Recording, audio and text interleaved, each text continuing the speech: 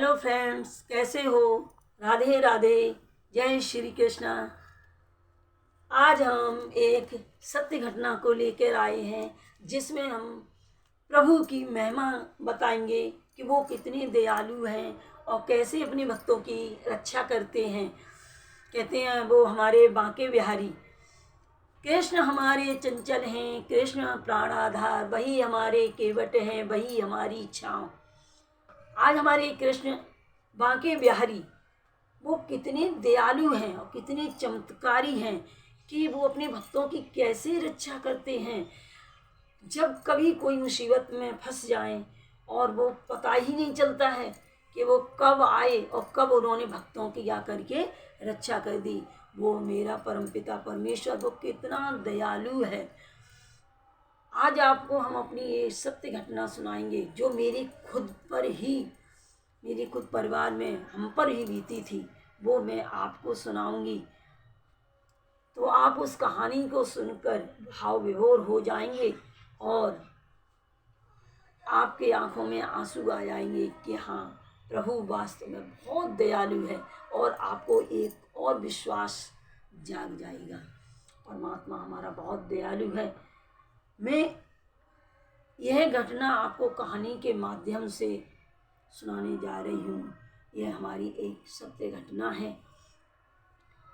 यह कहानी हमारी सन 1992 की है। मेरा परिवार डिस्ट्रिक्ट कासगंज के पास एक छोटे से शहर में रहता है और मेरे 2 बेटियां और 2 बेटे हैं। मेरी शादी 1985 में हुई थी। उस समय मेरे पास 2 बेटियां और 1 बेटा था जो 1 वर्ष का था। मेरे पति प्राइवेट जॉब करते हैं, वो एक पेट्रोल पंप पर रहते हैं, तो उन्हें मथुरा डिपो पर तेल लेने के लिए जाना पड़ता था। कभी कभी जाते थे, डेली नहीं जाते थे। एक दिन वो मथुरा डिपो पर तेल लेने गए। वहाँ पर किसी कारणवश वो बहुत लेट हो गए और देर से आने के कारण वो शहर तक आते आते काफ़ी रात्रि हो गई। वो नहीं आए तो हम सब चिंतित हो गए कि क्या बात है, क्यों नहीं आए। मैं बहुत परेशान हो गई और उनका इंतज़ार करती रही। और कभी कभी मन बहुत आशंकाओं से भर जाता था, मन बेचैन हो जाता था। क्योंकि जब कोई अनहोनी घटना घटती है तो खुद से ही दिल धड़कने लगता और बेचैनी होने लगती है। वही मेरा हाल था। बहुत बेचैनी हो गई और मैं रात भर ईश्वर से प्रार्थना करती रही, हे प्रभु, वो जहाँ कहीं भी हो उनकी रक्षा करना, मदद करना। पता नहीं क्यों नहीं आए हैं, क्या ऐसा हुआ जो आने में इतनी देरी हो गई है। ऐसा सोचते सोचते मैं सो गई। सुबह स्कूल के लिए उठी क्योंकि मैं भी एक स्कूल में प्राइवेट टीचर थी, तो मुझे भी सुबह को जाना था। बच्चों का भी लंच बॉक्स तैयार करना था। तो सुबह ही 4 बजे उठकर मैंने लंच बॉक्स तैयार किया, खुद का भी टिफ़िन तैयार किया, बच्चों को भी तैयार किया। लेकिन चिंता यही थी कि अभी भी नहीं आए। ऐसा सोचते सोचते मैं स्कूल के लिए निकल गई। स्कूल में भी बच्चों को पढ़ा रही थी लेकिन मन वहाँ पर ही लगा हुआ था, क्यों नहीं आए। अचानक मैं देखती हूँ तो मैंने देखा कि मेरे ननद के हस्बैंड मेरे स्कूल में पहुँचे। मैं उन्हें देखते ही मैंने कहा, ये क्यों आई है, क्या बात हो गई। मैं उनके पास गई, जिया जी क्या बात है। मैंने उनके चरण स्पर्श किए और पूछा। बोले, तुम घर पर चलो, जल्दी छुट्टी ले लो। मैंने छुट्टी ली और मैं घर पर पहुंची।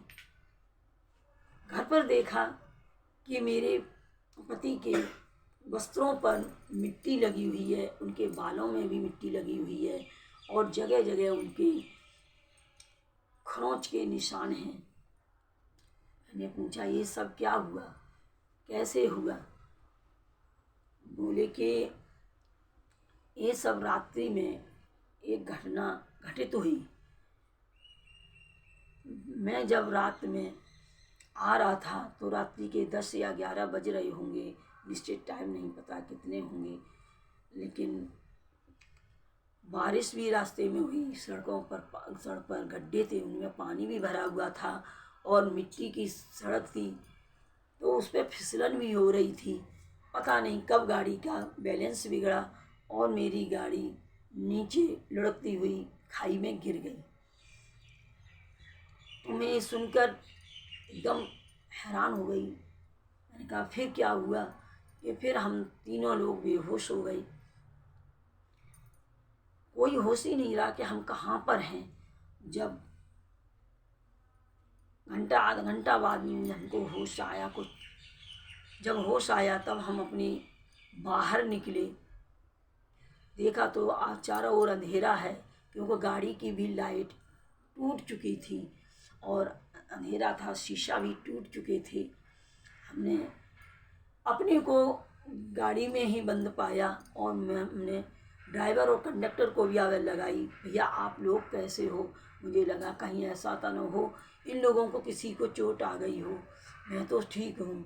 तो मैंने उनसे पूछा भैया आप लोग कैसे हो? बोले मैं तो ठीक हूँ, मेरे कोई चोट नहीं आई है, आप बताओ कैसे? मैंने कहा मैं भी ठीक हूँ। हम तीनों लोग ने कहा कि अब तो भाई कुछ निकलने का रास्ता देखो, किधर से निकला जाएगा, कि कुछ दिखाई नहीं दे रहा है। तो हम टटोलते हुए किसी तरह से खिड़की से बाहर आए। बाहर अंधकार था, इधर हम लोग घबराए हुए भी थे कि ये सब कैसे हुआ, क्या हुआ, कुछ समझ में नहीं आ रहा था। इतने में थोड़ी देर में गांव वालों ने देखा कि कोई दुर्घटना हो गई है। वो भी वहाँ से टॉर्च लेकर आई और हम लोगों से पूछा भैया कहीं चोट तो नहीं आई है? सबने कहा नहीं भैया कोई चोट नहीं आई है, लेकिन हम लोग बहुत घबरा रहे थे उस समय। लेकिन गांव वालों को देखकर कुछ थोड़ी सी दिल में तसल्ली आ गई कि हाँ अब हम अकेले नहीं हैं, ये लोग भी हैं यहाँ पर। सब आए, बोले भैया पानी आध पी लो। उन्होंने पानी दिया और एक चारपाई भी मंगाई। फिर हम वहाँ पर बैठ गए। बहुत मुश्किल से वहाँ पर हमने पूरी रात्रि काटी, क्योंकि नींद तो थी नहीं आँखों में। जागते रहे हम तीनों, ऐसे ही बैठे रहे। गांव वाले अपने अपने बर्तन भर कर ले आए। वो रात भर उनका आना जाना रहा, बर्तन लेकर आते, तेल भर के ले जाते, घर में अपने पलट आते। मैंने पूछा तो फिर आपने खाना ही नहीं खाया, पूरी रात भूखे भी रहे होगे? बोले हाँ मैं भूखा तो रहा, लेकिन किसके पेट में खाना चलता है। गाँव वालों ने पूछा भी कि भैया खाना खा लो। मैंने कहा नहीं भैया खाना तो अब नहीं खा सकते, क्योंकि भूख ही नहीं है। जैसे तैसे मैंने रात्रि वहाँ काटी। सुबह में एक वाहन से सहावर तक आया और वहाँ आने पर मुझे चौराहे पर जीजाजी मिले। जीजाजी ने देखा कि इनके कपड़े मिट्टी में सने हुए हैं और बाल भी इस तरह के, और सुबह ही सुबह ये कहाँ से आई, क्या हुआ, जो ऐसी स्थिति में कैसे हैं? तो वो मेरे पास आए और बोले कि तुम कहाँ से आ रहे हो, क्या हो गया? तो मैंने उन्हें रात्रि में जो घटना घटित हुई थी वो सब उन्हें बताई। तो जीजाजी मुझे अपने घर ले गए, वहाँ पर उन्हें चाय आदि पिलाई और बोले कि अब थोड़ी देर रुक लो। मैंने कहा नहीं मैं रुकूंगा नहीं, मैं घर जाऊंगा, क्योंकि सब परेशान होंगे और हमारे मालिक भी परेशान होंगे। मेरे पास कोई फ़ोन तो था नहीं जो मैं उनके पास कॉल कर सकती, कि उस समय फ़ोन ही नहीं थे। तो वहाँ से आने के बाद जीजाजी भी मेरे साथ आए, बोले मैं भी तुम्हारे साथ चलूँगा। हम लोग बहुत ज़्यादा इस घटना सुन कर के एकदम हैरान हो गए और बहुत एकदम दिल घबराने लगा कि हे प्रभु ये क्या हुआ, अगर कुछ हो जाता तो हम क्या करते, हमको एक बेसहारा हो जाते।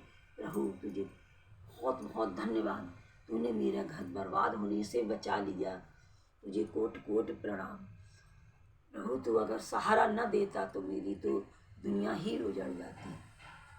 तो भक्तों, प्रभु कितने दयालु हैं, वो कितनी जल्दी दौड़ कर आते हैं, हमें पता भी नहीं चलता है कि कब उन्होंने अपना बाहों का सहारा हमें दे दिया, ये कुछ भी पता नहीं चलता है।